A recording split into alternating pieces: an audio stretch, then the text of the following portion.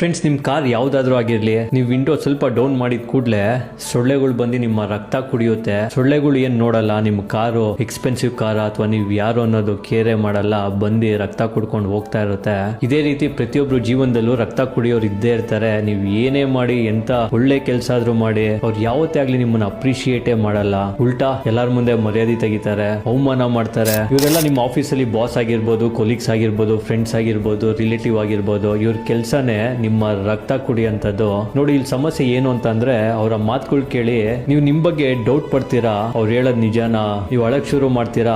ಅವ್ರು ಹೇಳಿರೋಂತ ವಿಷಯ ವಾರನ್ಗಟ್ಲೆ ನಿಮ್ಮ ತಲೆಲಿ ಮಾಡ್ಕೊಂಡು ಅದ್ರ ಬಗ್ಗೆನೇ ಯೋಚನೆ ಮಾಡ್ತಿರ್ತೀರಾ. ನಿಮ್ಮ ಸಮಯನ ಬರ್ಬಾದ್ ಮಾಡ್ತಿರ್ತೀರಾ. ಸೊ ಹಾಗಾಗಿ ಒಂದು ಮಾತು ಅರ್ಥ ಮಾಡ್ಕೊಳ್ಳಿ, ಅವರ ಕೆಲ್ಸನೇ ನಿಮ್ಮ ರಕ್ತ ಕುಡಿಯಂತದ್ ಕೆಲ್ಸ.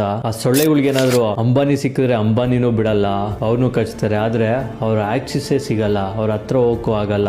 ನೆಕ್ಸ್ಟ್ ಟೈಮ್ ಇಂದ ನಿಮ್ ಕಾರಲ್ಲಿ ಏನಾದ್ರು ಮಸ್ಕಿಟೋ ಬಂತು ಅಂತಂದ್ರೆ ಆಚೆ ಓಡಿಸಿ. ನೀವೇನೋ ನಂತರ ಆಗಿದ್ರೆ ಅಲ್ಲೇ ಹೊಡೆದಿ ಸಾಯ್ಸಾಕಿ. ನಿಮ್ಮ ಮನೇಲಿ ಏನಾದ್ರು ಸೊಳ್ಳೆ ಬಂತು ಅಂದ್ರೆ ಅಲೌಟ್ ಆಗ್ತೀರಾ, ಆಚೆ ಓಡಿಸ್ತೀರಾ. ನಿಮ್ಮ ಮೈಂಡ್ಗೆ ಆಕ್ಸಿಸ್ ಕೊಡಕ್ಕೆ ಹೋಗ್ಲೇಬೇಡಿ. ಇಗ್ನೋರ್ ಅನ್ನೋ ಸ್ಪ್ರೇ ಮಾಡಿ ಓಡಿಸಿ. ನಿಮ್ ಬಗ್ಗೆ ಯಾವತ್ತೂ ನೀವು ಡೌಟ್ ಪಡ್ಬೇಡಿ. ಮತ್ತೆ ಮುಂದಿನ ವಿಡಿಯೋಲಿ ಭೇಟಿ ಆಗೋಣ. Thank you.